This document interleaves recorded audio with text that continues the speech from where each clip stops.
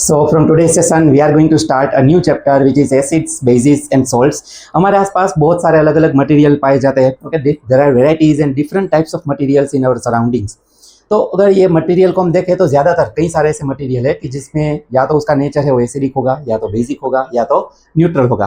तो अगर ये नेचर है, कोई भी मटेरियल है, उसका nature either of three of this nature, one of the three nature will be there of the material. Either it will be acid or it will be behaving like base or it will be neutral. तो ये nature है, उसको identify कैसे करें? सब ज़्यादातर तो simple ऐसे सब्सटेंस है उसको हम टेस्ट करके देख सकते हैं. जैसे you have already learn about this in your lower standards that acids are sour in taste and bases are bitter in taste and generally bases are soapy to touch. These are some very simple physical properties of acids, bases or salts. Generally salts है वो crystalline होते हैं. So these are some basic properties, but we cannot test, okay, we cannot test or touch every acids or bases in there. तो सारे acid है, basis है, जैसे कि आप हाइड्रोक्लोरिक एसिड और sulphuric acid, let's say phosphoric acid और nitric acid, we can not touch them, we should not touch them. तो टेस्ट भी नहीं कर सकते ऐसे एसिड को. तो हमें कौन सी ऐसे मटेरियल है या तो फिर कौन सी ऐसी चीज़ यूज़ करनी चाहिए कि जिससे हमें ये टच ना करना पड़े, टेस्ट ना करना पड़े उसको, और फिर भी हमें पता चल जाए कि ये जो ऐसा मटेरियल है आपको दिया है, या तो ये सॉल्यूशन है, कोई मटेरियल है, तो ये एसिडिक है, बेसिस है कि सोल्ट है, यानी कि न्यूट्रल में आता है. वैसे थर्ड जो नेचर है वो तो न्यूट्रल है. तो ये मटेरियल को टेस्ट करने के लिए हमें अलग अलग ऐसे सब्सटेंस यूज़ कर सकते हैं, राइट. और ये सब्सटेंस है, उसको हमें कोई ऐसा सब्सटेंस चाहिए कि जो इंडिकेट कर पाए ये नेचर है, जो एसिड या तो बेसिस है, क्योंकि सबके कोई कलर नहीं होते. जनरली आप देखो तो majority either you take phosphoric acid, nitric acid, sulphuric acid और hydrochloric acid, any type of acid, even say acidic acid, there is no color, perfect color for the acid. Generally all they are all colorless. तो कोई colour तो है नहीं. Specific कोई smell भी नहीं होती है कि भाई हाइड्रोक्लोरिक की इस तरह की स्मेल आती है, सल्फ्यूरिक कैसी आती है, या तो फिर अलग अलग एसिड की एग्जैक्टली कोई इस तरह की स्मेल. और ज़्यादातर तो इस तरह की कोई भी केमिकल्स है, डेंजरस केमिकल्स है, उसकी स्मेल कर भी नहीं सकते. जैसे एमोनिया है, एमोनिया को हम स्मेल नहीं कर सकते. So there are very much complications. So that's why we are going to use some substances which indicates the nature of other substance. So indicate means indicator. Indicator का मतलब acid base indicator है. Acid base जो indicator ऐसा substance है, उसकी definition आपको पूछ ले तो सपोज कि what is the meaning of, या तो define indicator, define acid base indicator, तो आपको बोल देना इसमें कि the substance which defines, the substance which gives और indicates or show the nature of other substance, that is called indicator. The substance which show or to indicate the nature of other substance, that is called indicator or acid base indicator.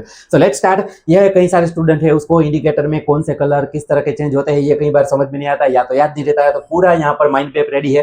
First of all indicators, they are divided into two types, natural and artificial. यहाँ पर nature ने भी बहुत सारे indicators है वो बना कर रखे हैं हमारे लिए, और उसमें से हम अलग अलग टाइप के इंडिकेटर्स है वो वैसे ऑप्टेन भी करते हैं, यूज भी करते हैं कई सारे. जैसे कि नेचुरल इंडिकेटर में आप देखोगे तो we have categorise the natural indicators, acid base indicators into two parts, visual और color changing. visual या तो फिर जो कलर चेंज करते हैं. ओके, विजुअल यानी कि क्या, जो अपना कलर चेंज करके, ऐसे इंडिकेटर, ऐसे सब्सटेंस, ऐसे पदार्थ की जो अपना कलर चेंज करके दिखाएंगे कि जो अदर सब्सटेंस है वो एसिडिक है, बेसिक है कि न्यूट्रल है. तो विजुअल और colour changing indicator. And the second type which is olfactory indicator. तो यहाँ पर हम पहले देखते हैं विजुअल. तो विजुअल में देखोगे तो लिटमस आता है. लिटमस इंडिकेटर है वो एसिड के साथ आपको पता ही है ब्लू से रेड हो जाता है, और बेस के साथ आपको पता है ब्लू रेड से ब्लू हो जाता है, राइट. सो लिटमस, ओरिजिनली लिटमस सॉल्यूशन का कलर पूछे तो पर्पल होता है, पर्पल डाई होती है, ये पर्पल कलर का सॉल्यूशन होता है. तो आपको पूछे तो ये काम आएगा. मेन यहाँ पर ये है कि लिटमस चेंजेस, लिटमस पेपर भी आता ही है. Okay, there are two colours of the litmus paper. ये सब आपने लोअर स्टैंडर्ड में भी पढ़ा होगा या तो फिर देखा ही होगा. So blue litmus paper changes its colour to red with acid, और अगर रेड लिटमस पेपर है तो ब्लू हो जाएगा विथ बेस. तो वैसे आप देखो तो बी है, बेस के साथ ब्लू होगा. फिर उसके बाद है China rose indicator. China rose indicator है वो एसिड के साथ डार्क पिंक कलर पकड़ लेता है, और जो बेस है उसके साथ ग्रीन कलर का होता है. चाइना रोज का अपने आप में जो कलर है वो लाइट पिंक होता है, एकदम लाइट पिंक होता है. आप लाइट में रख कर देखोगे तो आपको ठीक से अच्छे से उसका ओरिजिनल कलर देखेगा. तो जैसे कि पीछे से विंडो से लाइट आ रही है, इस तरह से आप बीकर में उसका सोल्यूशन बनाकर रखो और देखो तो आपको मिलेगा एग्जैक्ट कलर, आपको देखने को मिलेगा. सो प्रॉपर लाइटनिंग होगी तो और अच्छे से आप देख पाओगे, मेरा कहने का मतलब ये है। So China rose indicator acid के साथ डार्क पिंक होगा, बेस के साथ ग्रीन होगा। और रेड कैबेज ओरिजिनली इसका भी कलर जो है पर्पल कलर टाइप का ही एक जो सॉल्यूशन है वो ये रेडी करता है। ओके, डार्क रेड टाइप का आप सॉल्यूशन कह सकते हो। तो रेड कैबेज है उसका सॉल्यूशन रेड या तो फिर पिंकिश हो जाएगा एसिड के साथ, एंड बेस के साथ अगेन इट टर्न्स ग्रीन। आप देखो तो ग्रीन में ये भी है, चाइना रोज इंडिकेटर भी जो बेस है उसके साथ ग्रीन होता है, और यहाँ पर रेड कैबेज भी ग्रीन होता है। और दोनों में आप देखो तो कलर भी सिमिलैरिटीज ही है कलर में भी, क्योंकि चाइना रोज भी डार्क पिंक होता है, ये जस्ट रेड और पिंक होता है। ओरिजिनल एकदम रेड कलर जैसा ओरिजिनल सॉल्यूशन इसका नहीं होता है। ओके, जो एसिड आप ऐड करोगे तो प्रॉपर रेड बनेगा।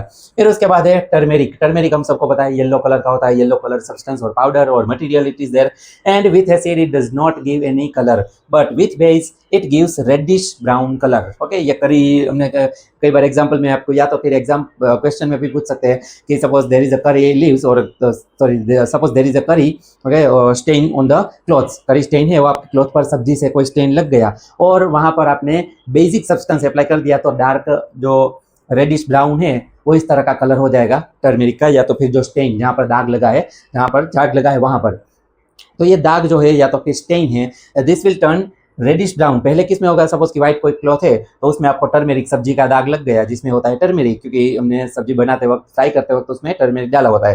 तो ये येलो कलर का स्टेन क्रिएट करेगा व्हाइट क्लॉथ के ऊपर, and then after if you apply base it will turn reddish brown, and if you again wash it with the water it will again turn yellowish. Okay, तो क्योंकि base है वहां से चला जाएगा तो अगेन उसका ओरिजिनल कलर वापस आ जाएगा। तो ये एक है। Here now comes to the second part or the second topic which is olfactory indicator. Olfactory indicator you can say they are smell changing. Okay, यहाँ पर मैं लिख दूं smell changing indicators होते हैं या, तो ये स्मेल चेंज कर लेते हैं अपनी और पता चलता है कि जो सामने अदर सब्सटेंस है विच इज एसिडिक और बेसिक और न्यूट्रल, बट यहाँ पर mainly this three indicators olfactory indicators are given and all of the three indicators vanishes their smell, means their smell will be this indicators, the smell of these indicators will vanishes or disappear with base। तो यहाँ पर एक ही चीज है, ये base को indicate कर सकते हैं, न्यूट्रल और एसिडिक सब्सटेंस रहा तो फिर उसको इंडिकेट नहीं कर सकते। जैसे कि यहाँ पर देखो सब में लिमिटेशन कुछ ना कुछ होगी। लिटमस है वो दोनों को आइडेंटिफाई कर सकता है, चाइना रोज दोनों को कर सकता है, ठीक है, रेड कैबेज दोनों को कर सकता है, टर्मेरिक है वो एसिड और न्यूट्रल दोनों को नहीं इंडिकेट कर पाएगा, सिर्फ बेस को करेगा। और सब में देखो ये सारे इंडिकेटर्स में वैसे एग्जैक्ट पीएच रेंज कोई नहीं देगा। Exact pH range you can measure by pH meter. PH meter है उसका यूज करके हम एग्जैक्ट पीएच रेंज है वो मेजर कर सकते हैं। Even suppose the pH is 1.25 after the decimal there can be two numbers, 2 points है तो भी इस तरह की जो एग्जैक्ट पीएच है, एक्यूरेट पीएच है वो पीएच मीटर डिफाइन कर सकता है। हाँ, बाकी रेंज ऑफ पीएच आपको मेजर करनी है तो पीएच पेपर है। ओके, आपको एग्जाम पर्सपेक्टिव से बता रहा हूँ, for your objective questions, smaller questions है, वन लाइनर है या तो फिर एमसीक्यूज है, तो इस तरह के अलग अलग या तो फिर सेंटेंस करके जो क्वेश्चन पूछते हैं तो उसमें भी आपको ये काम लगेगा। If you want to measure exact pH then pH meter is used, and if you want to measure the range of pH then pH paper is used, and if you want to measure the just nature of the substance either it is acidic or basic or neutral then this type of substances can be used। अब यहाँ पर चलते हैं olfactory indicator, they are smell changing indicators, but smell changing भी नहीं हो रही है। यहाँ पर देखोगे तो smell है वो completely wipe out हो रही है, disappear हो रही है, और only किसके साथ, it only vanishes or disappears with base। तो स्मेल डिसअपियर्स यहाँ पर मैंने लिख दिया कौन कौन से है, वेनिला है। ओके, वेनिला का आप सपोज की वेनिला एसेंस होता है जो फुल स्मॉल पैक में, और आपने टेस्ट ट्यूब ले लिया, some add some about 5 to 10 ml of water. Okay, 5 ml of water, थोड़ा सा आप वाटर ऐड कर दो और प्रॉपरली डिस्टिल वाटर रख सकते हो या तो फिर क्लीन आरओ वाटर रख सकते हो ताकि हमें एग्जैक्ट एक्यूरेसी में कोई प्रॉब्लम नहीं। सब में वैसे कोई भी केमिस्ट्री के एग्जाम जो एक्सपेरिमेंट है सबके लिए बोल रहा हूँ सारे। तो फिर मेन यहाँ पर हमारा मेन टॉपिक पर आप वापस आते हैं। सो वेनिला है, सपोज कि आपने small amount of you take small amount of water in the test tube and add some few drops of vanilla, okay, vanilla essence in it, तो स्मेल है वो आपको आने लगेगी। Now add few drops of let's say sodium hydroxide solution और potassium hydroxide solution या तो कोई और बेस है, आप उसमें फ्यू ड्रॉप्स ऐड कर दो। जनरली सोडियम हाइड्रोक्साइड और पोटेशियम हाइड्रोक्साइड आपको लैब में मिलते हैं तो ये इजीली फाइंड आउट होते हैं। तो आपको है ना ये फ्यू ड्रॉप्स आप ऐड करोगे सोडियम हाइड्रोक्साइड का सॉल्यूशन, एक्वाइज सॉल्यूशन की बात हो रही है, राइट, यानी कि थोड़ा सा आपने सोडियम हाइड्रोक्साइड पहले से ले लिया and add some water and dissolve the sodium hydroxide, it will easily mix और it easily dissolve in water, okay, soluble है। तो फिर ये सॉल्यूशन आपने दो रेडी कर दिए, एक तो NaOH का सॉल्यूशन है पानी का साथ और एक है वेनिला एसेंस का सॉल्यूशन पानी के साथ, ओके। फिर ये आप सॉल्यूशन को मिक्स करोगे या तो फ्यू ड्रॉप्स जस्ट ऐड कर दो कॉन्सेंट्रेटेड NaOH के, तो फिर है ना आपको वेनिला की स्मेल है वो कंप्लीटली चली जाएगी वहां पर उस सॉल्यूशन में जो टेस्ट ट्यूब में था। फिर ओनियन इंडिकेटर है, olfactory indicator, we have to prepare, directly इसको यूज नहीं कर सकते जैसे वेनिला में किया, क्लव ऑयल में कर सकते हैं। वैसे क्लव ऑयल है उसमें भी सेम है, सिमिलर है कि add small amount of water and then in the test tube and add few drops of clove oil, now the smell test observe the smell and then after add a few drops of base and observe the smell will disappear vanishes. But how to prepare onion olfactory indicator, इस तरह की activity भी आपको या तो फिर पूरी process पूछ सकते हैं। So how we can explain, first of all देखो कि we have to cut onions, okay. पहले हम पूरी डिटेल में एक्टिविटी या तो फिर ये प्रोसेस है वो सीख लेते हैं कि आपको है ना एक छोटा सा ऑनियन लेकर स्मॉल पीस में छोटे छोटे टुकड़ों में कट कर देना है। फिर ये ऑनियन के साथ क्लीन कॉटन क्लॉथ या तो क्लीन क्लॉथ है वो ले लेना है। अब ये छोटे छोटे पीसीस आपने जो फाइनली चॉप किया है ऑनियन को, उसके साथ ये कॉटन के पीसीस या तो स्ट्रिप्स, ओके, पट्टियाँ, तो ये स्ट्रिप्स है उसके साथ रख देनी है और एक बैग में भरकर ओवरनाइट अराउंड 8 to 10 आवर्स के लिए आप फ्रिज में रख दो, ओके। फ्रीजर नहीं बट नॉर्मली फ्रिज जो वेजिटेबल है वो सब रखते हैं नॉर्मल टेम्परेचर के साथ, वहाँ पर ड्रॉअर में रख सकते हो उसमें फ्रिज में। फिर उसके बाद है ना next morning you can remove this wall the bag, okay, keep out the wall bag, take out the wall bag. और उसके बाद है ना ये बैग को ओपन करके आपको जो कॉटन क्लॉथ है, ओके, उसमें एग्जैक्टली बहुत ही स्मेल आने लगेगी ये जो ओनियन है उसकी, क्योंकि पूरे टाइम तक इतने टाइम तक 8 to 10 आवर्स तक अगर ओनियन के साथ ये क्लॉथ रहेंगे तो उसमें डेफिनेटली स्मेल आने लगेगी, हमें पता है। तो ये स्मेल है जो स्मेलिंग जो ये स्ट्रिप्स है उसको आप टेबल के ऊपर रख दो और add few drops of base.